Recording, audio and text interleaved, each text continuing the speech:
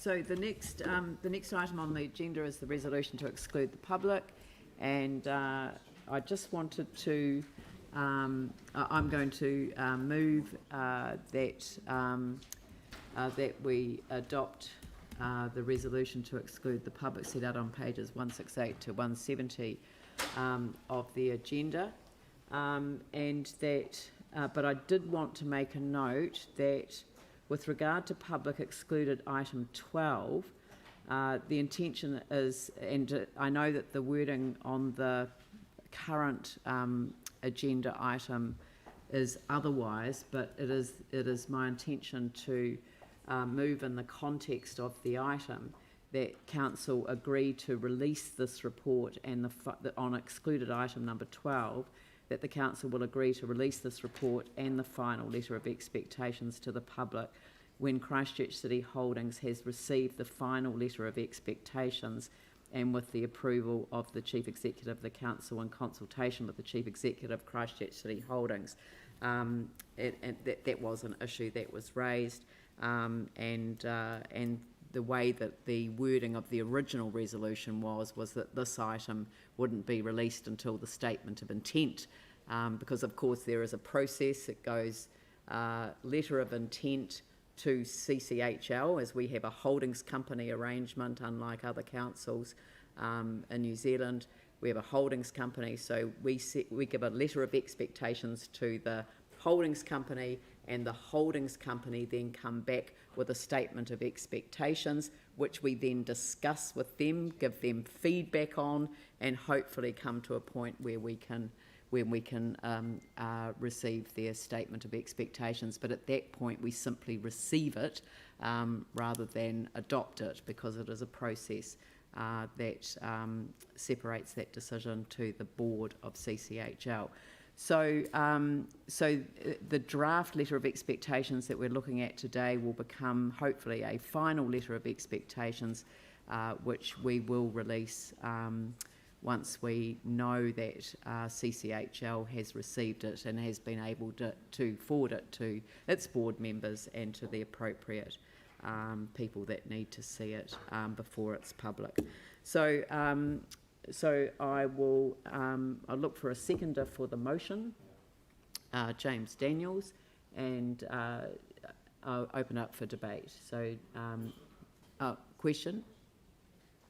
Just because it was raised in the deputation earlier around another council doing theirs in public, do you, and those people are still here, do you have an answer for that, why we would not do ours in public when another council does?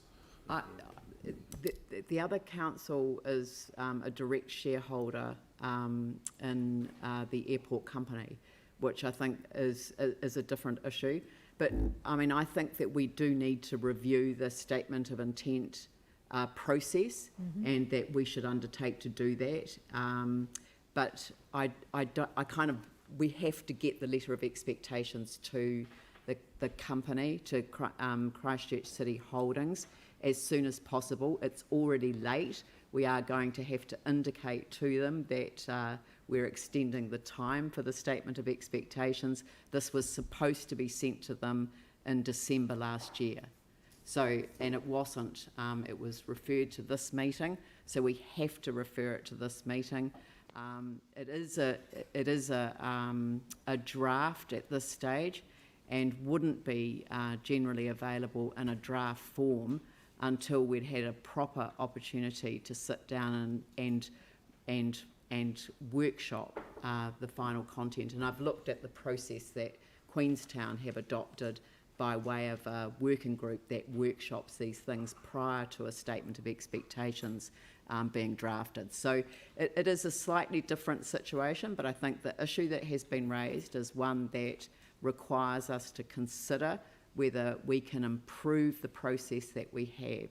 And I'd like to take the time to get that process right before bringing a process paper back to council to get us on the right track in the future. But this letter has to go now, as soon as possible, because we are already delayed. Andrew. Thank you. The point has been well made that the letter which is in... Is this a question or a debate? Oh, are we in questions at the moment? Well, that was a question, and I answered the question. Okay, I will ask a question in that case. I thought I'd missed the opportunity to do that, but I will ask a question. In as much as the final letter is agreed and the report will be made public in the way that the Mayor has outlined, presumably the voting record could be made public at that time as well? Yes? Yep, Yep, thank you.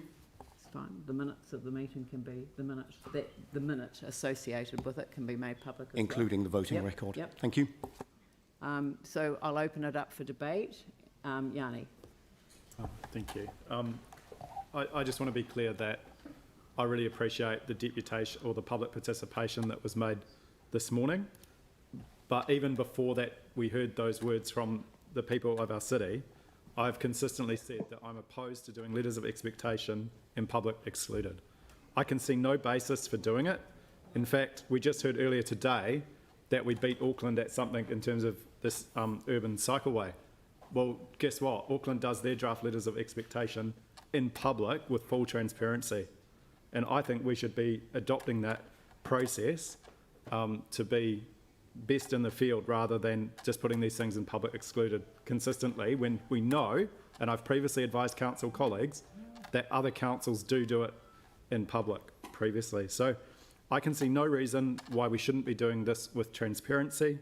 We are facing the most challenging times in recent history in terms of the COVID-19 impact and the climate change impact on our society.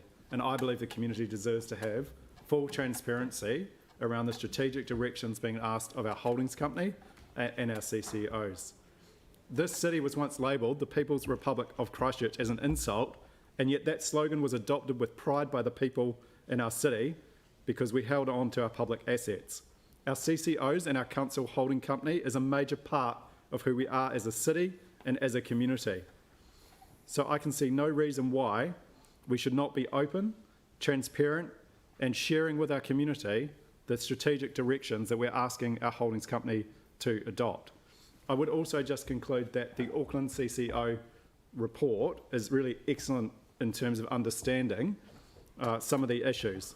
And what's really interesting from that report is although while the companies said, and this is the Auckland companies I stress, said that they felt that they were being transparent and accountable, when they surveyed the community, it was really clear that the public did not view that.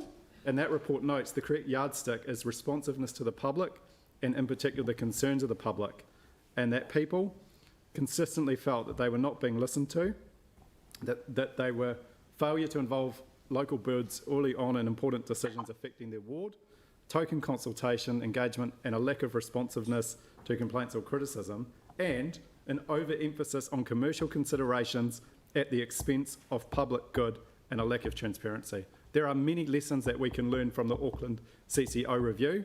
I note that this council in March 2016 asked for a governance manual in terms of how we improve the transparency around monitoring and giving direction to CCHL, and we still have not had that back, but I am told it's coming back in February.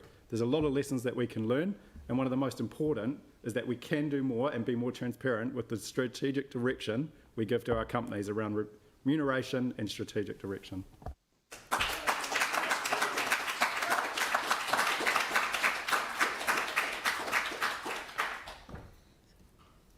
Anyone else?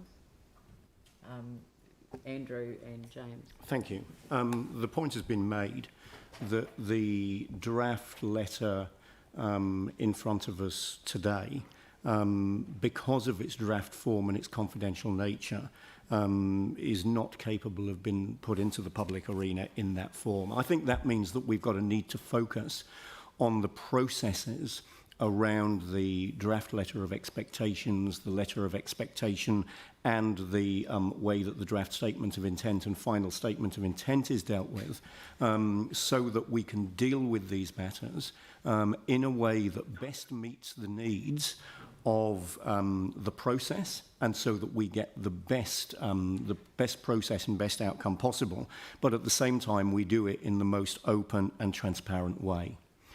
The interest certainly should be, and no doubt will be, in the content of the final letter of expectation as delivered to CCHL, and I welcome the commitment to put that into the public arena as quickly as possible so that the community can see, before the draft statement of intent is developed and presented back to council, the expectations that we have of our company. And that's the important part, that the output from this meeting is known as soon as possible, so that the community can see what our expectations of the company actually are. I then expect that there will be an equal amount of interest in the way that the company responds to the letter of expectations as finalised in this meeting and publicised, and then in the final statement of intent, and then in the reporting that comes to the Finance and Performance Committee of performance against that statement of intent. So I think there's a need for us to review the way that we deal with these letters in future, noting the way that this report has been presented today and the time constraints around it. But I equally think that there needs to be a good understanding of the processes, the transparency and the accountability of all of the parts of this process, not just the way that the draft letter of expectations is dealt with. And that transfers right through to the acceptance of the statement of intent, the content of the statement of intent, and then the accountability on the part of the company in the way that it reports back to the Finance and Performance Committee on an ongoing basis once this process is concluded. James? I'm just flagging that I will abstain from the vote only because I'm conflicted on the item, so can't vote on it anyway. No, that is not correct on this item. On the item of... Letter of expectation. Letter of expectation... No, sorry. On the item of... that the resolution be adopted... the resolution around public exclusion, and that the item 12... It's a noting... that we're simply noting that we will agree to release the report and the final letter of expectations to the public. That's after it's been adopted. So it is a technical, procedural matter. That's and, fine. I guess what I'm saying is that on this matter, we will be conflicted. So in the four of us won't vote on when the item item comes to the 12. table, we can participate in the discussion. We cannot participate in the debate, and we cannot vote on it. Yeah, I understand that. So I was just flagging that because what this debate is about is in relation to... It's not in relation to the Well, aren't people talking about the letter of expectation? It's not in relation to the content. It is a procedural debate. About whether or not the letter of expectation debate is held in public or public excluded. And given that I'm not voting on it, I will just do what we're told. You know, I'm not voting on writing a letter to ourselves anyway, so... Yeah. Can I just flag that I'm abstaining? You can abstain, yeah. I mean, that's your choice. Aaron? I just request that you put going into item 12 separate, please. Right. Okay. All right, so it's been moved and seconded. Is there any other debate?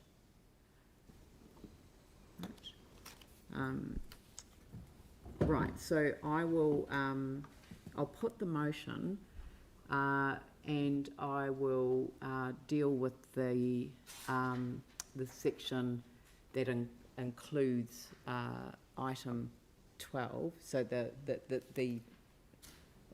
I'll deal with the vote on item 12. So item 12 is being dealt with separately by way of a separate vote.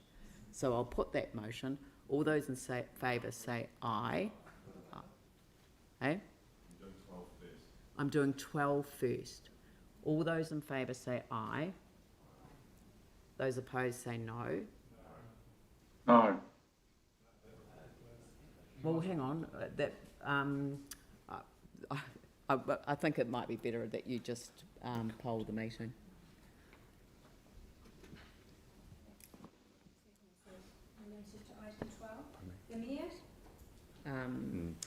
Aye. Councillor Turner? Yes. Councillor Chen? No.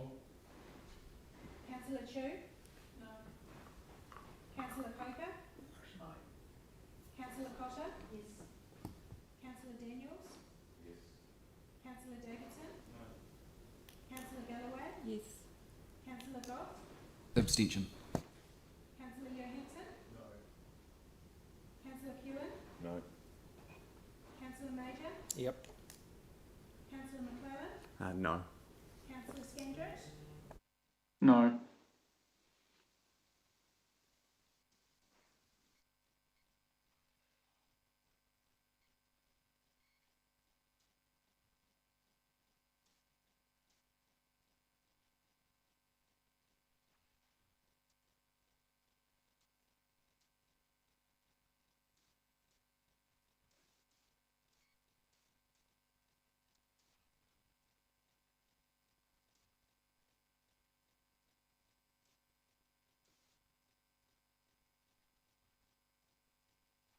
Sorry, that was, sorry, I didn't switch my microphone on. So the vote has been carried, lost. And so therefore we will now move on to item 12 on the agenda. And I will, but I'm taking an adjournment for morning tea. We're almost on 11 o'clock. So in fact, I'll make the adjournment until 11:15. So at 11:15 we will recommence the meeting. So thank you very much.